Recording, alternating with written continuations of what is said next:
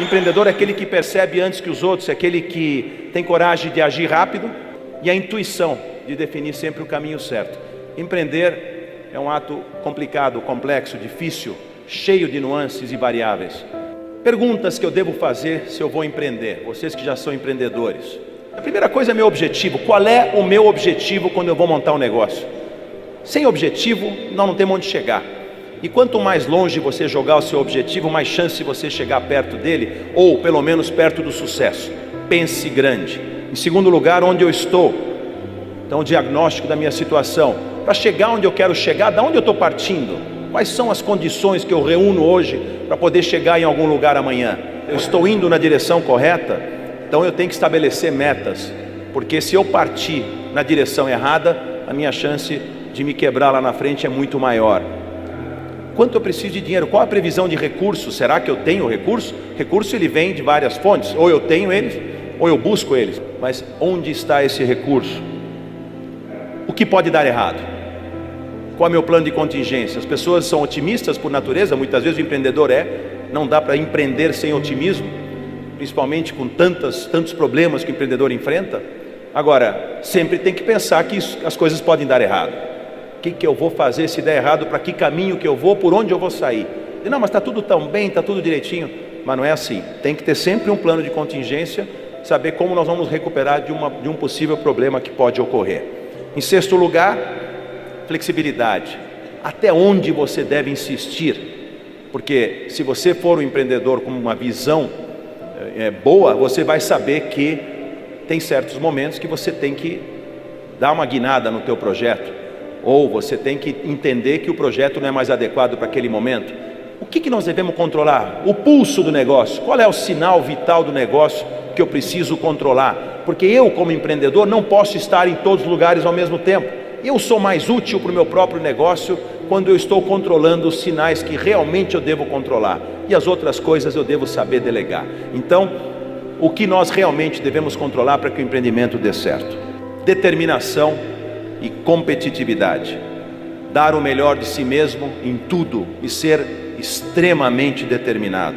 Eu duvido que o Luiz Francisco, quando construiu isso aqui em 2001, uma empresa tão jovem como essa, não tenha essa característica. É impossível que ele tenha tido esse grande sucesso que teve se ele não tivesse essa determinação em busca obstinada pelos seus objetivos. Você nunca pode desistir. E os percalços e as dificuldades surgem quando a gente menos espera.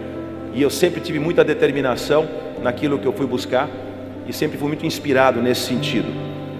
Saber perder nessas ocasiões, mas não gostar de perder. Eu sempre falo que a competitividade do empresário se resume muito no estilo que ele tem, desde pequeno de novo. Então eu sou uma pessoa que sou competitivo no negócio, como eu acho que vocês devem ser, como sou competitivo jogando meu tênis ou jogando minha sinuca, que eu adoro. Eu odeio aquele cara que chega e fala: eu jogo para competir. O importante é competir. Isso é discurso de perdedor. Ninguém tem que jogar para competir, tem que jogar para ganhar. O líder é aquele que realmente consegue transformar não só a empresa, mas muitas vezes as pessoas, claramente, e a sociedade. E às vezes até o mundo em que ele vive. Vocês imaginam se Mahatma Gandhi, por exemplo, que foi um grande líder de um grande povo, tivesse condição de ter televisão, transmissão via satélite na época em que ele pregava as coisas que ele falava? Ele não tinha, mas seria espetacular você ver ele numa tela no mundo inteiro, quando apenas algumas pessoas tinham essa sorte de estar na frente dele quando ele falava. Ética, honra, transparência, respeito, atenção, responsabilidade, dedicação, perfeccionismo, a verdade, são valores que eu sempre falo, né? A gente tenta colocar uma empresa muito up-to-date, os americanos chamam de uma empresa cool, né? Cool, C-O-O-L, pelo amor de Deus. Que seja uma empresa que realmente que atrai as pessoas, que as pessoas tenham orgulho de trabalhar nela, que tenha essa motivação que vocês têm por esse projeto que vocês estão, que eu já ouvi, já senti, já vibrei junto com vocês, aliás me arrepiei lá atrás de ouvir o que vocês estão fazendo. Mas esses valores não podem ser nunca abandonados. Não tem nada mais up-to-date, mais atual do que esses valores. A história de dizer que cliente tem sempre razão. O cliente não tem que ouvir aquilo que ele quer ouvir. Ele tem que ouvir aquilo que ele está te pagando para ouvir. No caso de um prestador de serviço, ele quer ouvir o que ele precisa ouvir. o que eu quero dar para ele, não o que ele quer ouvir, porque senão ele não precisa de mim. Então o cliente não tem não sempre razão, e você tem que dizer sempre a verdade. É muito importante que a verdade seja a tônica das relações. A subserviência exagerada, ou qualquer tipo de subserviência, está matando o nosso negócio. Eu falo muito isso no mundo da publicidade. Fazer negócio a qualquer preço, cobrar qualquer coisa para não perder o negócio, isso aí é um círculo vicioso contra você. Você faz negócio a qualquer preço, você acaba não tendo lucratividade. Se você não tem lucratividade, você não tem como pagar bem o seu pessoal. Se você não paga bem o seu pessoal, você não tem gente de qualidade produzindo grandes trabalhos. Se você não produz grandes trabalhos e não tem gente de qualidade, o seu negócio começa a ir para baixo. E você acaba devolvendo para o cliente um serviço de péssima qualidade. Eu aposto no círculo virtuoso, aquele em que eu realmente falo o que eu penso, cobro pelo meu serviço, não tenho vergonha disso, recebo por isso, consigo reinvestir no negócio, consigo trazer qualidade de pessoas, consigo fazer um grande trabalho e deixar o cliente feliz. Esse é o círculo que vai construir as relações de longo prazo com o meu cliente, e não o vicioso, como infelizmente a gente vê muito por aí.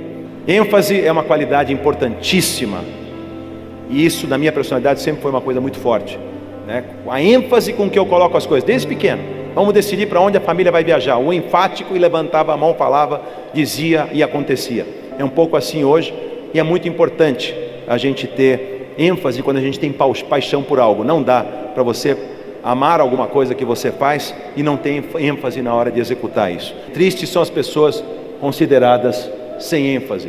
Eu diria, não só as pessoas, as empresas. A empresa pode ter ênfase na sua forma de atuar no mercado, na forma de se posicionar. Palavras, às vezes, elas podem soar de acordo com a disposição do ouvinte e não com a intenção de quem fala. O peso das palavras, a gente tem que medir. O peso da minha palavra, quando eu falo com o filho, por exemplo, ou quando eu falo com a minha mulher, é diferente do que eu falo com o meu funcionário? Absolutamente não. Eu tenho que entender, claro que para cada um deles eu represento uma coisa diferente, mas eu tenho que saber que eu tenho um peso específico importante. Às vezes uma palavra mais pesada pode destruir uma pessoa, às vezes um elogio pode fazer com que ela se anime e se consagre lá na frente. O que importa não é o tamanho da sua empresa, e sim o tamanho da visão que você tem. Tamanho não é álibi, é uma missão. Não adianta se jogar atrás de um tamanho de... Nós estamos numa concorrência agora importantíssima na área de publicidade, a nossa empresa, e nós somos a maior empresa concorrendo, nós somos líderes do setor. As outras empresas são muito menores do que a nossa. E eu falo para o meu pessoal, isso não quer dizer nada, não quer dizer nem a desculpa de perdemos porque eles tiveram mais agilidade, essa não quero ouvir, e nem a desculpa ou dizer que já ganhamos porque temos mais poder e mais infraestrutura e mais condição de atender o cliente. Esse é o discurso de quem vai perder, porque baixa a guarda. Estamos maiores, não somos necessariamente maiores. E acho que é super vulnerável, e eu passo para as pessoas isso. Porque quando a gente começar a pensar que estamos em cima do salto alto, nós vamos começar a cair dele e o tombo vai ser muito grande. Visão é o que faz a diferença, por exemplo, com todo respeito a um Circo Garcia e o Cirque du Soleil.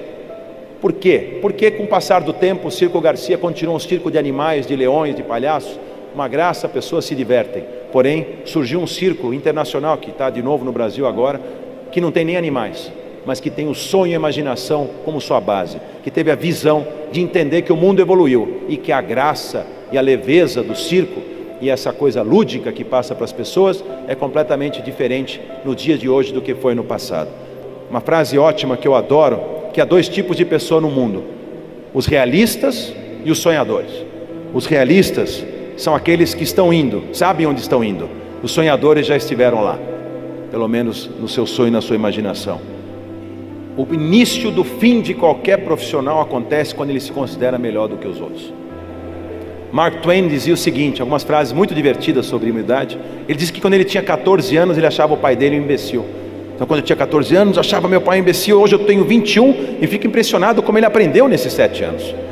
Muito humilde, né? Mark Twain. Reconhecimento. É fundamental no mundo de hoje a gente saber dar crédito a quem merece. A história da meritocracia está por trás, com segurança, posso dizer, do sucesso dos meus negócios. Eu sozinho lá, posso ser experiente, posso conhecer publicidade, estou quase há 30 anos no negócio, não vou conseguir levar minha empresa para frente. Eu preciso dos meus profissionais, eu preciso do talento deles, eu preciso que eles complementem muitas coisas que eu não sou capaz de fazer. E não é dividir lucro só com os teus coleguinhas da direção, os vice-presidentes, não, é com todo mundo. Seja na forma de mais salário, seja na forma de uma regra do jogo bem esclarecida, com boas avaliações. A meritocracia pressupõe diferença de comportamento, diferença de que a pessoa rende mais que a outra. Então, se essas pessoas têm essas diferenças, elas têm que ser remuneradas de forma diferente. A empresa tem que acabar com essa loucura de que as pessoas têm que olhar o que o outro tem. Quando eu falo em meritocracia, eu não falo só em dinheiro. Você sabe que a composição do reconhecimento de uma pessoa vem através de dinheiro, vem através de reconhecimento, vem através da felicidade que ele tem de ser reconhecido por ter feito um bom trabalho, de um elogio. É muito importante. Ao mesmo tempo, se o cara erra, nós temos que ser rigorosos, porém nós não podemos esquecer do peso da nossa palavra. Então, você podia ter feito melhor, da próxima vez eu acho que você devia ter feito assim, e não, o que é isso? O teu trabalho é um lixo. Eu não posso dizer isso para a pessoa, porque, queira ou não, posso até mandar ele embora, mas eu tenho que entender como eu tenho que dirigir as críticas e como essa história do reconhecimento passa pelas palavras bem colocadas. Eu adoro essa frase que no mundo dos negócios você tem muito mais chance de sucesso se você errar de vez em quando do que você se acertar sempre. Primeiro que ninguém acerta sempre, e o erro te faz crescer tanto que você vai ter muito mais chance lá na frente. Se eu tivesse só acertado, talvez eu não tivesse chegado onde eu cheguei. É irônico, mas é verdade.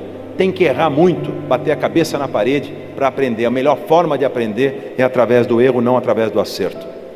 Então, inovação sempre implica numa pequena indisciplina. Ser inovador é sempre buscar aquilo que no outro não pensou, é se atualizar constantemente. Nós, como empreendedores, nós, como líderes, temos que crescer junto com o mundo. E Raymond Rubicam, da Young Rubicam, que é minha sócia, agência americana, já falecido, disse há 40 anos atrás, e essa frase é super atual até hoje: resista ao lugar comum, resist the usual, pensa fora da caixa, pensa em alguma coisa que ninguém pensou ainda.